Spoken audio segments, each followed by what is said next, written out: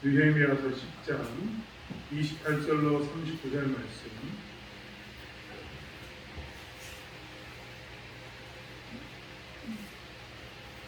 제가 제 성경으로는 구약성경 701페이지에 있습니다. 느헤미야서 10장 28절로 39절 말씀을 찾았으면 한 목소리로 함께 합독하겠습니다. 그 남은 백성과 제사장들과 레위 사람들과 문지기들과 노래하는 자들과 느리빔 사람들과 및 이방 사람과 절교하고 하나님의 율법을 준행하는 모든 자와 그들의 아내와 그들의 자녀들 곧 지식과 총명이 있는 자들은 다 그들의 형제 귀족들을 따라 조주로 맹세하기를 우리가 하나님의 종 모세를 통하여 주신 하나님의 율법을 따라 우리 주 여호와의 모든 계명과 규례와 율례를 지켜 행하여 우리의 딸들을 이 땅 백성에게 주지 아니하고 우리의 아들들을 위하여 그들의 딸들을 들여오지 아니하며 혹시 이 땅 백성이 안식일에 물품이나 온갖 곡물을 가져다가 하려고 할지라도 우리가 안식일이나 성일에는 그들에게서 사지 않겠고 일곱째마다 땅을 쉬게 하고 모든 빛을 탕감하리라 하였고 우리가 또 스스로 규례를 정하기를 해마다 각기 세겔의 3분의 1을 수납하여 하나님의 전을 위하여 쓰게 하되 곧 진설병과 항상 드리는 소제와 항상 드리는 번제와 안식일과 초하루에 정한 절기에 쓸 것과 성물과 이스라엘을 위하는 속죄제와 우리 하나님의 전의 모든 일을 위하여 쓰게 하였고 또 우리 제사장들과 레위 사람들과 백성들이 제비를 뽑아 각기 종족들을 해마다 정한 시기에 나무를 우리 하나님의 전에 바쳐 율법에 기록한 대로 우리 하나님 여호와의 제단에 사르게 하였고 해마다 우리 토지 소산의 만물과 각종 광부의 첫 열매를 여호와의 전에 드리기로 하였고 또 우리의 아들들과 가축의 처음 난 것과 소와 양의 처음 난 것을 율법에 기록된 대로 우리 하나님의 전으로 가져다가 우리 하나님의 전에서 섬기는 그 사람들에게 주고 또 처음 익은 미래간과 거제물과 각종 광의 열매와 새 포도주와 기름을 그 사람들에게로 가져다가 우리 하나님의 전에 여러 방에 두고 또 우리 사물의 11조를 레위 사람들에게 주리라 하였나니 이 레위 사람들은 우리의 모든 성읍에서 사물의 11조를 받는 자임이며 레위 사람들이 11조를 받을 때에는 아론의 자손 제사장 한 사람이 함께 있을 것이요 레위 사람은 그 11조의 10분의 1을 가져다가 우리 하나님의 전 목관의 여러 방에 두되 곧 이스라엘 자손과 레위 자손이 거제로 드린 곡식과 새 포도주와 기름을 가져다가 성수와 그릇들을 두는 골방 곧 섬기는 제사장들과 문지기들과 노래하는 자들이 있는 골방에 둘 것이다. 그리하여 우리가 우리 하나님의 전을 버려두지 아니하리라. 아멘. 이 밑길을 긁고 기회에 나온 여러분을 환영합니다. 축복합니다. 권사님이 하셨던 것처럼 비가 오면 여러 가지 불편한 일이 더 많이 생깁니다. 기다리시라고 모기도 많이 누리셨을 텐데 그럼에도 불구하고 하나님을 찾아서 나오신 여러분 축복합니다. 그 마음은 이렇게 열심히 하나님의 이 마음은 하나님께서 반드시 기억하실 줄 믿습니다. 또한 천하의 은혜를 위해서 급하게 또 오시고 가시는 우리 직장 이후에 삶을 살고 계시는 사모님 집사님들 감사합니다. 여러분에게 하나님께서 함께 하시는 데서 안전한 가운데 주님 주신 평안 가운데 있다면 삶을 살기를 원합니다.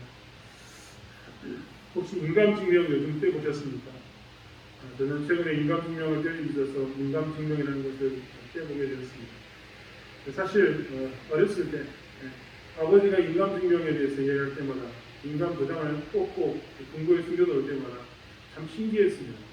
그리고 나이가 먹고 어느 정도 이제 사회적 지위가 있다 보니 어떤 때는 제 인감증명을 해야 할 때가 있는 것을 보게 되었습니다.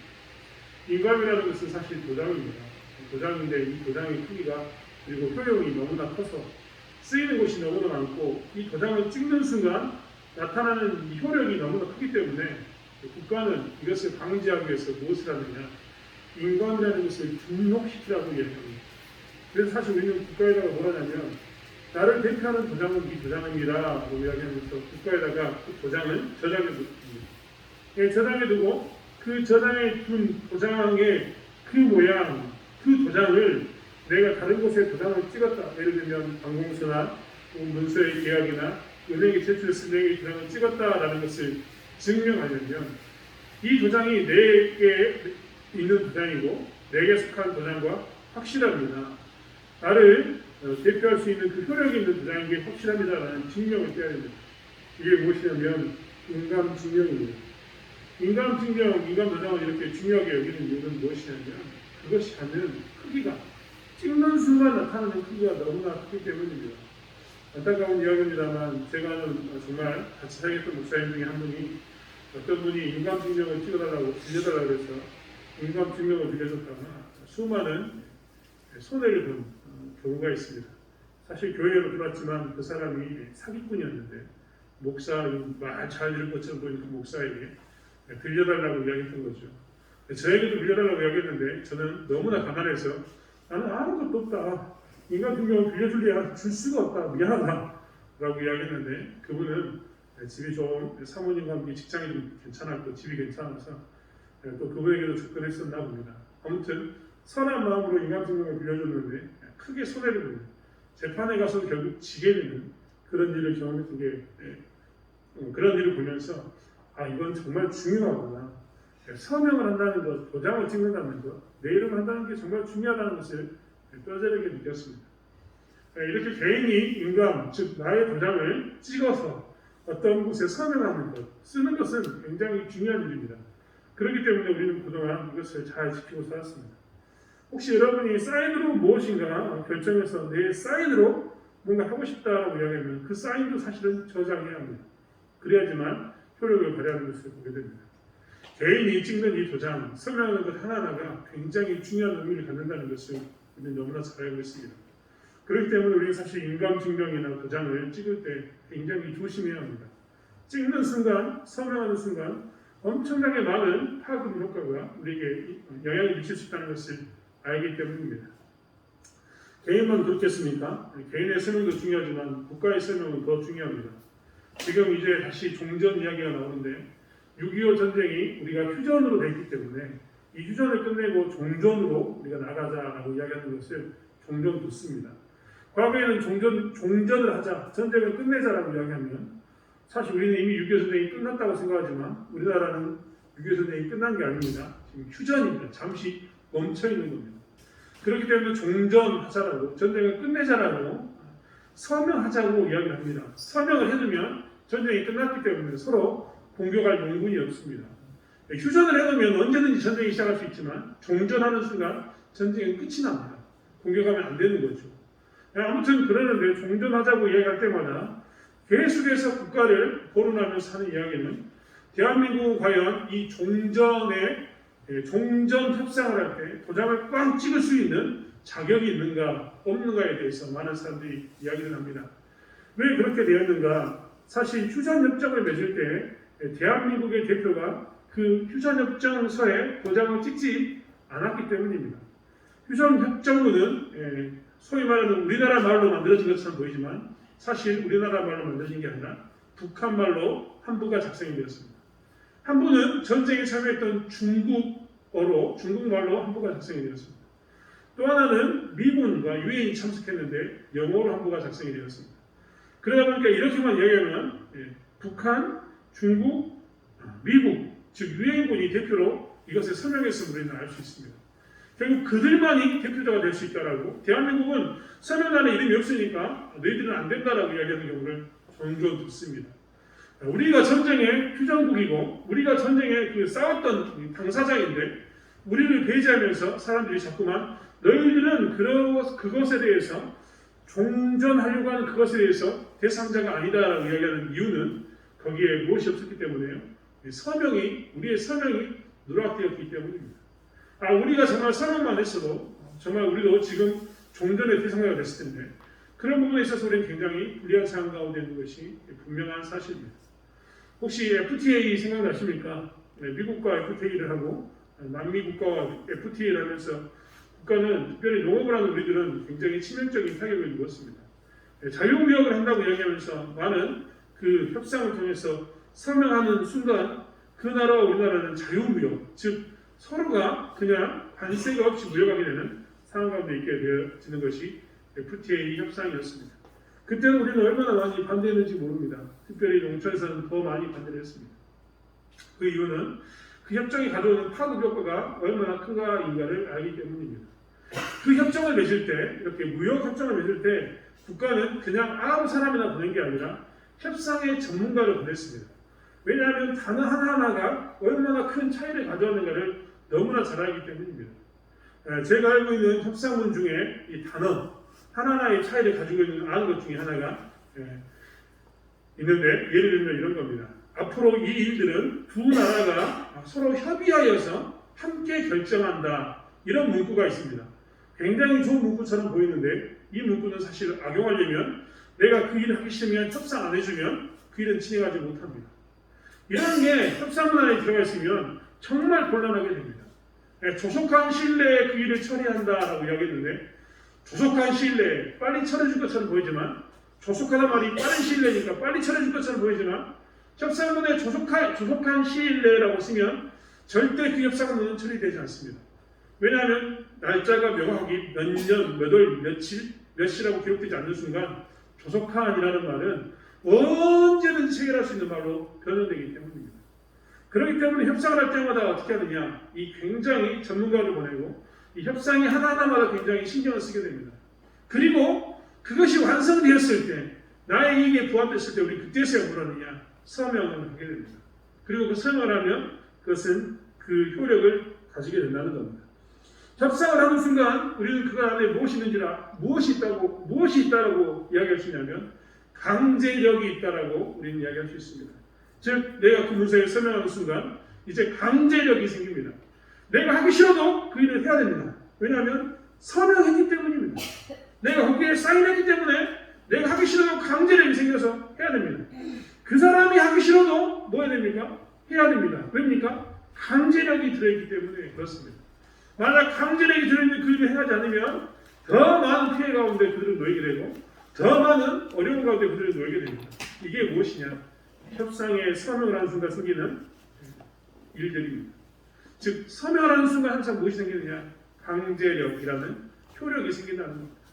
그렇기 때문에 사람들은요, 사실 서명하는 것을 굉장히 조심스러워합니다. 아까 이야기했던 것처럼 인감증명을 함부로 내는 것도 어려워하고 인감도장을 누가 찍어달라고 이야기하면 이것도 굉장히 잘 살펴봅니다. 국가와 어떤 협상을 맺을 때도 이 강제력이 있기 때문에 어떻게 하느냐, 굉장히 조심합니다. 그리고 최대한 전문가를 보내고 문구는 최대한 유리하게 만드는, 글자 하나하나씩 따져보는 그런 일 가운데 있게 된다는 겁니다. 그런데 오늘 이스라엘 백성들은 오늘 이 엄청난 강제력을 가진, 효력을 가진 이 서명에 날이 나게 됩니다. 오늘 우리가 느헤미야서 10장 28절부터의 말씀을 읽었지만 사실 이 말씀은 38절 말씀부터 시작되는 말씀과 동일합니다. 9장 38절의 말씀은 우리가 이 모든 일로 말미암아 이제 견고한 언약을 세워 기록하고 우리의 방백들과 레위 사람들과 제 사람들이 다 율법하나이다 하였느니라 라고 이야기합니다. 9장 38절에 있는 이 말씀은 그들이 뭘 했냐면 하나님의 말씀을 읽고 그 은혜를 받아가지고 뭘 하냐면 우리가 이 글을 기록하고 언약을 하는 거에 기록하고 견고한 언약을 기록하고 거기에 우리의 서명을 하고, 즉 인봉했다 이 말은 뭐냐면 여기에 우리가 사인을 했다라는 것이 됩니다. 그리고 10장의 말씀에는 그 인봉하는 자가 하가라의 아들 총독 느헤미야와 시드기야라고 시작하면서 쭉 기록되어 있는 말씀으로 나와 있습니다. 이 명단을 보면 제사장이 21명, 레위 사람이 17명, 그리고 기타 등등해서 총 40명이 넘는 사람들이 이 인봉, 즉 하나님과 견고한 언약을 세워서 뭐하냐? 공식적으로 사인하게 됩니다. 강제력이 있는 문서에 그들이 사인하게 되었다는 겁니다. 그들은 앞으로 이 문서를 볼 때마다 무엇을 해야 되냐? 이 강제력 있는 이 문서에 사인했기 때문에 그 일들을 하지 않을 수가 없습니다. 말씀드린 것처럼 강제력, 안 하면 그 일을 하게 만드는 그 억지력이, 강제력이 들어있기 때문입니다. 내용이 그럼 쉬운 내용이냐, 편안한 내용이냐? 제가 보기에는 결코 편안한 내용이 아닙니다. 왜냐하면 이들이 인봉했던, 약속했던 말씀은 그 전에 지켜지지 않아서 하나님께서 나라를 멸망시키시고 없애버리실 만큼 이스라엘 백성들이 잘 못 지켰던 것, 지키기 어려웠던 것 중에 하나였기 때문입니다. 오늘 말씀을 한번 보십시오. 오늘 이스라엘 백성들은 총 44명이라는 사람들이 공개적으로 설명할 뿐만 아니라 28절에 보면 그들의 아내와 그들의 자녀들까지 나와서 이 문서에 공식적으로 다 승인합니다. 그리고 순복합니다. 나도, 내 아내도, 내 자식도 이 문서에 다 어떻게 하겠다? 공증하겠다. 이 문서에 서명하겠다라고 그들은 선포해버립니다. 그 내용을 보면 총 6가지 정도 우리가 구분할 수 있는데, 첫 번째는 무엇이냐? 이방 여인들과 함께 결혼을 하지 않을 것을 이야기하고 있습니다. 29절과 30절의 말씀에 보면 우리의 딸들을 이 땅 백성에게 주지 아니하고 라고 이야기하고 우리 아들들을 위하여 그들의 딸들을 데려오지 아니하며 라고 이야기하는 모습으로 30절의 말씀에 구체적으로 이야기합니다. 이 이야기는 무엇이냐면 사실 이스라엘 백성들은 그동안 어떻게 살았느냐. 30절 말씀 한번 보시겠습니까? 우리의 딸들을 이 땅 백성에게 주지 아니하고 이들은 이렇게 표현했습니다. 하지만 이들이 그동안 내세웠던 논리는 무엇이냐면 신명기 7장 1절에 있는 말씀을 그들은 내세웠습니다. 신명기 7장 1절에 보면 하나님께서 이방 여인들과 결혼하지 말라는 장면이 나오는데 그 내용 안에는 이런 내용이 들어있습니다. 신명기 7장 1절에 내 하나님 여호와께서 너를 인도하사 내가 가서 얻을 땅으로 들이시고 내 앞에서 여러 민족 헷 족속과 기르가스 족속과 아모리 족속과 가나안 족속과 브리스 족속과 히이 족속과 여부스 족속 곧 너보다 많고 힘이 있는 7 족속을 쫓아내실 때라고 표현하면서 이 여인들과 결혼하지 말라고 이야기합니다. 그래서 이스라엘 사람들은 어떻게 이야기했냐면 이 가나안의 7 족속과 하나님께서 결혼하지 말라고 한 것이지 이 땅의 백성들과는 괜찮다라고 그들은 생각했습니다.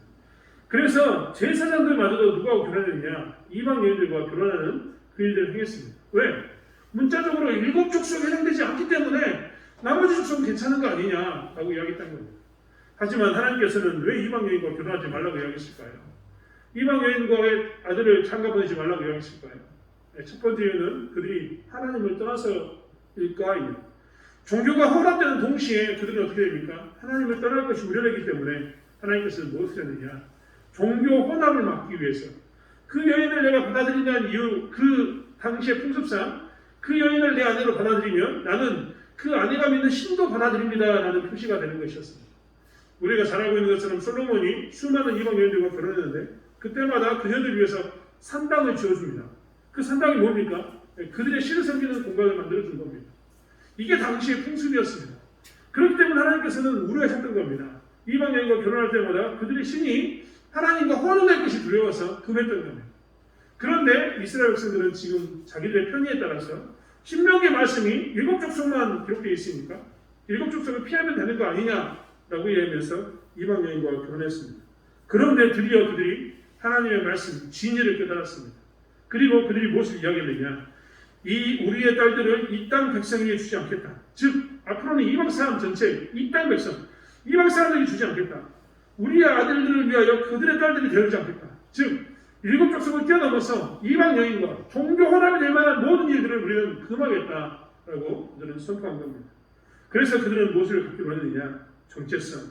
자기들만의 정체성을 지키겠다라고 그들은 이야기하고 있는 것을 보게 됩니다. 이게 첫 번째 이야기였습니다. 두 번째 이야기는 무엇이냐? 안식일을 지키겠다는 것이었습니다. 오늘 31절부터 말씀은 안식일에 관한 이야기가 나오는데 안식일을 그저 6일 동안 일하고 하루를 지키겠다 이런 의미로 그들은 이야기하지 않습니다. 그들은 먼저 온갖 공부를 가져다가 팔려고 하는 그 일들을 행하지 않겠다. 즉 물건을 파는 행위를 하지 않겠다라고 이야기합니다. 그들은 왜 안식일에 물건을 팔았느냐? 사실 이방 사람들이 와서 그 시기에 이 예루살렘 성경 밑에 와서 장사를 했기 때문입니다. 돈을 누가 벌어가느냐? 이방 사람들이 벌어갑니다. 그래서 그들도 뭐 했냐? 어쩔 수 없이 주일날 장사한 겁니다. 이방 사람들이 하니까 우리도 한다라고 생각했던 겁니다. 또한 물건을 사기로 했는데 이제 그들은 뭐라고 이야기하냐면 이방 사람들이 물건을 사러 오면 우리는 그 물건을 아예 사지를 않겠다라고 이야기합니다. 뭐라고 이야기합니까? 철저하게 하나님에게만 집중할 수 있는 하나님과의 관계를 맺을 수 있는 그 안식일을 지키겠다고 이야기합니다. 그리고 그들은 또 무엇을 이야기합니까? 7째 해마다 땅을 쉬게 하고 모든 빛을 탕감하겠다라고 이야기합니다. 즉 안식일에 내 주변에 있는 이웃들이 하나님께 집중하지 못하는 것, 빚 때문에 고생하고 수고하는 그 경제적 부담을 내가 감당함으로 인해서 그들이 빚에 시달려서 하나님을 바라보지 못하는 일이 없도록 우리가 그들을 지키겠다라고 이야기한 게 그들이 안식일을 지키겠다는 이야기였습니다. 세 번째는 무엇입니까? 세 번째는 성전세에 관한 부분입니다. 32절의 말씀은 뭐라고 얘기하냐면 우리가 해마다 각기 세겔의 3분의 1을 수납하겠다라고 이야기합니다. 그리고 하나님의 전을 위해서 그것을 쓰겠다라고 이야기합니다. 즉 성전세를 내겠다라고 그들은 이야기합니다. 원래 출애굽기 30장의 말씀에 의하면 성전세는 반세겔입니다. 예수님도 이 반세겔을 내셨습니다. 아무튼 이 성전세는 이 반세겔이었는데 오늘 본문은 3분의 1세겔을 내겠다라고 이야기했습니다. 이렇게 되면 성경을 따르는 게 아닌 것 아닌가라고 이야기하기 쉽지만 아니 성경을 따른 겁니다. 당시에 한 세겔과 각각 시대마다의 세겔의 크기가 달랐기 때문입니다. 이 시대는 1년 봉급이 10세겔이었습니다. 1년 동안 돈을 열심히 모으면 얼마를 벌 수 있었다고요? 10세겔을 모을 수 있었습니다. 그런데 3분의 1세겔을 내겠다는 이 말은 무엇이냐면 약 10일간의 내가 일당을, 품삯을 내가 하나님께 드리겠다라고 이야기한 겁니다. 적지 않은 금액을 그들은 매년 바치겠다라고 이야기한 겁니다. 그리고 그들은 무엇을 하기로 했냐? 성전세만 내는 게 아니라 하나님의 전을 위해서 무엇을 하겠다? 나무도 하겠다라고 이야기합니다. 하나님의 전을 위해서 우리 제단을 살게 하는 나무를 우리는 매번 하겠다라고 34절의 말씀에 들어가고 있습니다. 즉 성전세를 내겠다 이 말에는 뭐가 들었냐면 하나님의 예배가 행할 수 있는 하나님의 올바른 예배가 행해질 수 있도록 성전의 부서진 부분의 구체뿐만 아니라 예배에 필요한 돈들 그리고 예배에 필요한 물품들을 우리가 어떻게 하겠다? 준비하겠다라는 말이 들어있었습니다. 이것이 세 번째였습니다. 네 번째는 뭐였냐? 첫 소산을 드리겠다는 겁니다. 토지 소산의 만물, 각종 과목의 첫 열매, 그리고 맏아들들을 하나님께 드린다고 이야기합니다. 우리는 토지의 소산의 만물과 각종 과목의 첫 열매, 가축의 처음 난 것을 하나님께 드리는 것은 이해가 됩니다. 그런데 맏아들을 드리겠다 이 말은 이해가 되지 않을 겁니다. 사실 민수기서의 말씀에 의하면 맏아들은 하나님 것이다라고 이야기하면서 맏아들을 하나님께 드릴 수 없으니까 대신 맏아들을 얻을 때마다 5세겔을 낼 것을 이야기하는데 이 5세겔을 어떻게 하겠다? 내겠다라고 이야기합니다. 5세겔은 좀 전에 말씀드린 것처럼 이 당시에 10세겔이 1년의 봉급이었다면 5세겔은 얼마만큼 큰지 여러분 기억해 보십시오. 이 맏아들을 위해서 기꺼이 그 첫 번째 것에 대해서 기꺼이 하나님께 드리겠다라고 그들은 이야기합니다. 그리고 다섯 번째는 그들이 무엇을 이야기하느냐 10의 1조를 드리겠다라고 선포합니다. 여섯 번째는 성전의 창고가 비지 않도록 우리가 그 안에 수많은 헌물들을 계속해서 채워 넣겠다라는 이야기가 그들에게 있습니다. 여러분 제가 크게 6가지를 이야기했는데 이 6가지가 쉬운 일인가? 결코 당시에 쉽지 않은 일입니다.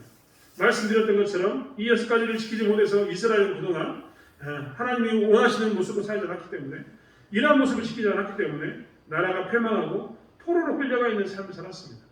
그리고 돌아온 그들이 이제 무엇을 하겠다고 이야기하면 스스로가 뭐라고 이야기하면 우리가 이를 지키겠다라고 이야기합니다.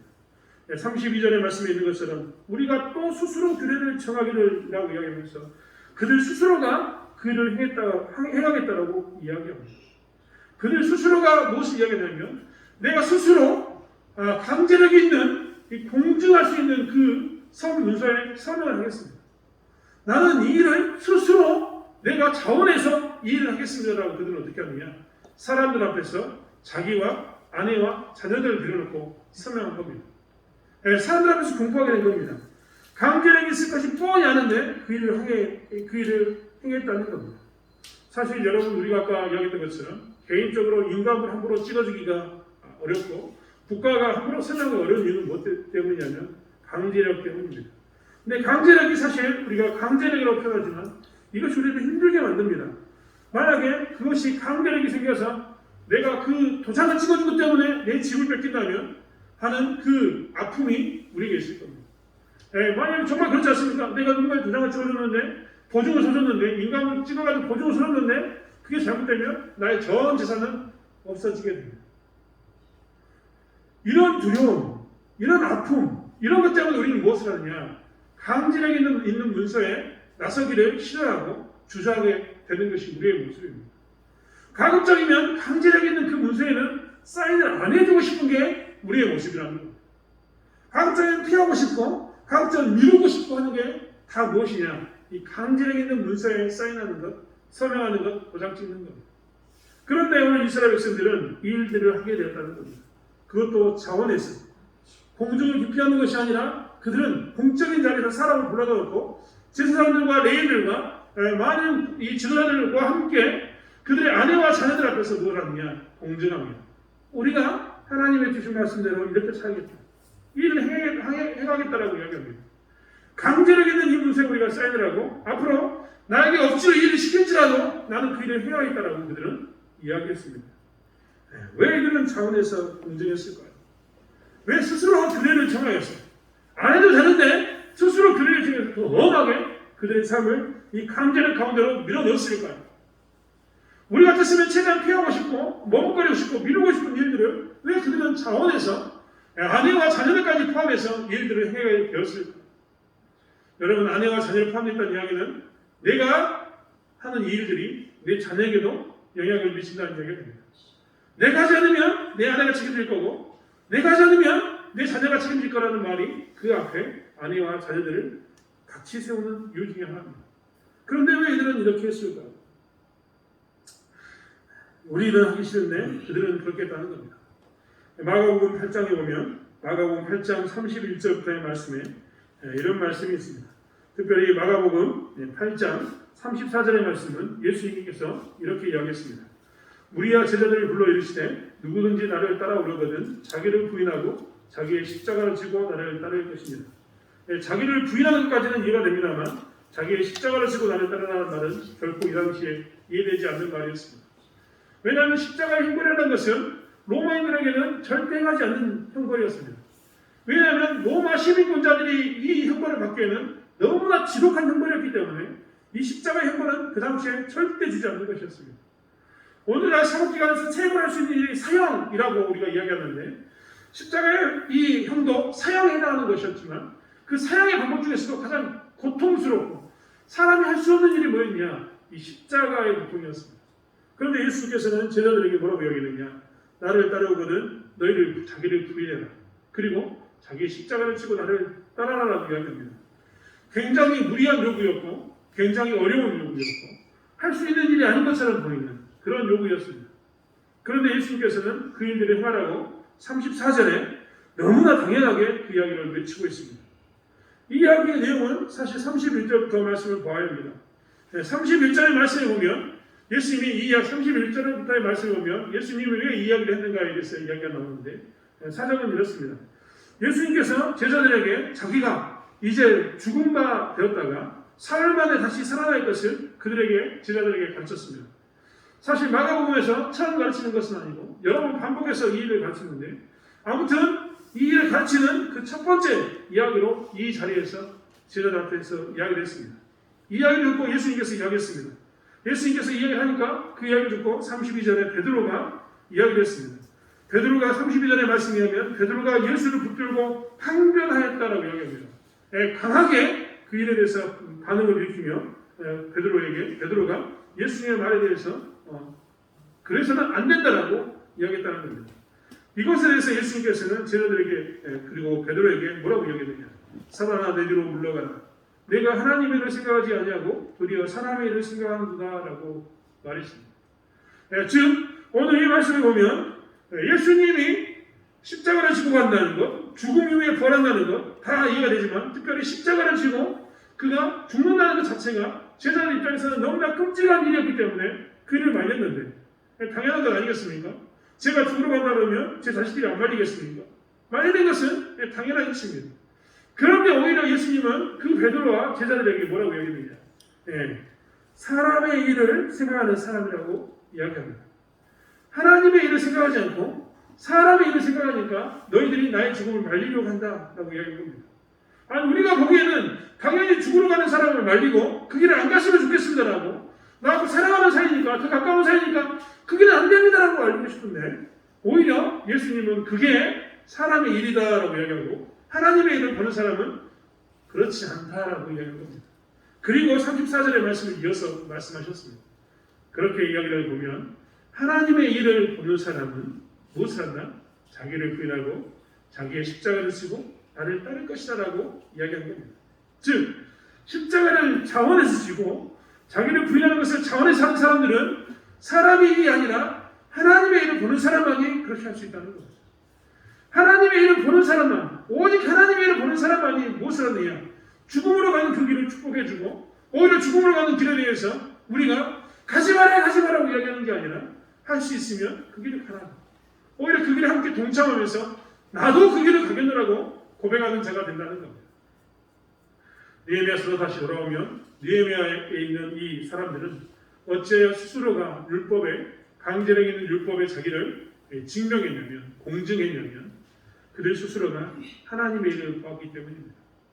예수님의 시대에는 하나님의 일이 복음이었습니다. 오늘 마가복음 8장 36절의 말씀도 35절의 말씀도 그래서 그렇게 기록하고 있습니다. 누구든지 자기 목숨을 구원하고자 하면 잃을 것이요 누구든지 나와 복음을 위하여 자기 목숨을 잃으면 구원하리라. 즉 하나님의 일은 복음을 보는 사람이라면 십자가를 지고 따를 것이다 라는 말이 되는 겁니다. 오늘 느헤미야서로 돌아오면 느헤미야서에 있는 사람들은 비록 지금 복음은 보지 못했을지 모르지만 그들 또한 무엇을 받느냐? 하나님의 일을 보았습니다. 하나님의 일이 무엇이었습니까? 하나님께서 어떻게 50일 만에 성벽을 건축하는가가 하나님의 일이었습니다. 하나님이 모세의 율법을 주신 것을 그들이 보았고 모세의 율법의 규례를 그들이 경험했습니다. 그리고 그 모세의 율법을 그들이 경험했기 때문에 그들은 무엇을 했느냐? 하나님의 그 말씀, 하나님의 일을 보았기 때문에 그들 스스로가 어디로 들어갔느냐? 이 스스로가 강제력 있는 곳에 자기들을 집어넣은 겁니다. 사랑하는 성도 여러분, 우리는 우리의 십자가를 지고 따르는 일 가운데 서 있는지 다시 한번 살펴보기를 원합니다. 오늘 느헤미야의 백성들은 무엇을 했느냐? 기꺼이 그들이 하나님의 일에 동참하기를 원했습니다. 그리고 기꺼이 하나님의 일에 동참하기 위해서 그들이 율법의 규례를 6가지로 크게 정리하고 그 일에 동참하겠노라. 사실 6가지로 이야기했지만 우리가 잘 아는 것처럼 이것은 그들의 삶의 강령이었습니다. 예수님께서 십계명을 이야기할 때 하나님 사랑과 이웃 사랑이라는 큰 강령이라고 표현했는데 강령은 뭐냐면 큰 테두리라는 의미를 가지고 있습니다. 즉 그들은 삶의 큰 테두리를 하나님께 드리는 그 일 가운데 있었던 겁니다. 자기의 십자가를 지고 하나님을 기꺼이 따르는 삶을 선택할 수 있었던 겁니다. 하나님의 일을 보고 경험했기 때문입니다. 사랑하는 성도 여러분, 우리 또한 이런 은혜가 있어야 할 줄 믿습니다. 우리가 하나님의 일을 보게 된다면 우리는 어떻게 되느냐? 하나님의 일에 기꺼이 자원하게 될 것입니다. 그리고 하나님의 일을 보는 순간 우리는 기꺼이 하나님 위해서 우리의 생명을 내어놓는 일, 자기를 부인하고 우리의 십자가를 지고 따르는 일 가운데 기꺼이 동참하게 될 것입니다.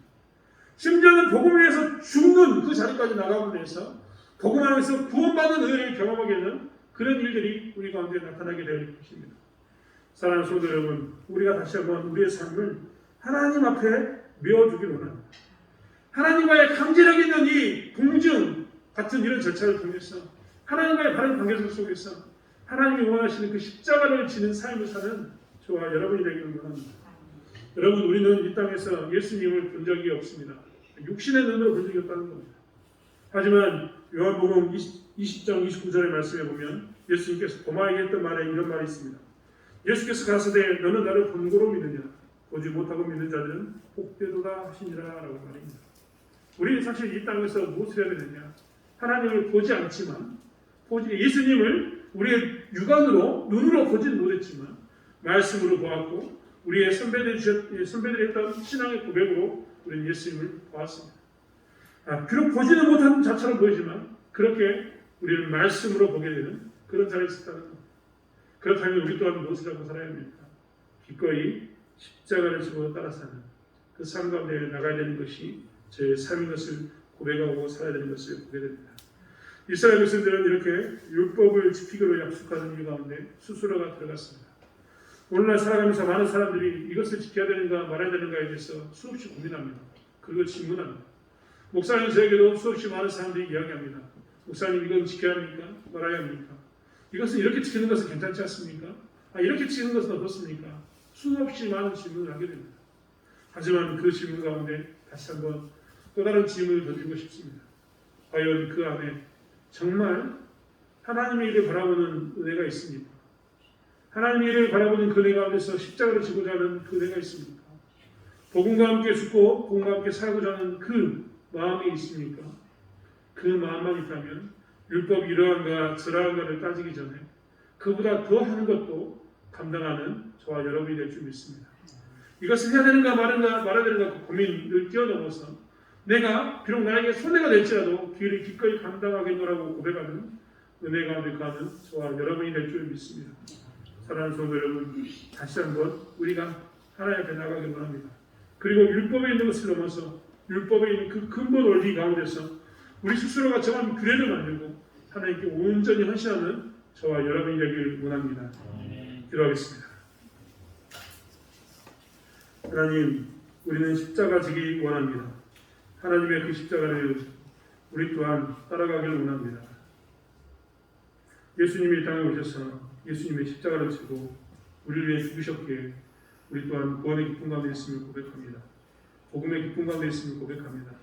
우리 또한 그것을 아는 자로서 마땅히 우리 스스로를 정하여서 우리 스스로를 아버지 하나님 복음의 사슬에 메어서 하나님께 드릴 수 있는 저희들의 삶이 되게 하여 주시옵소서.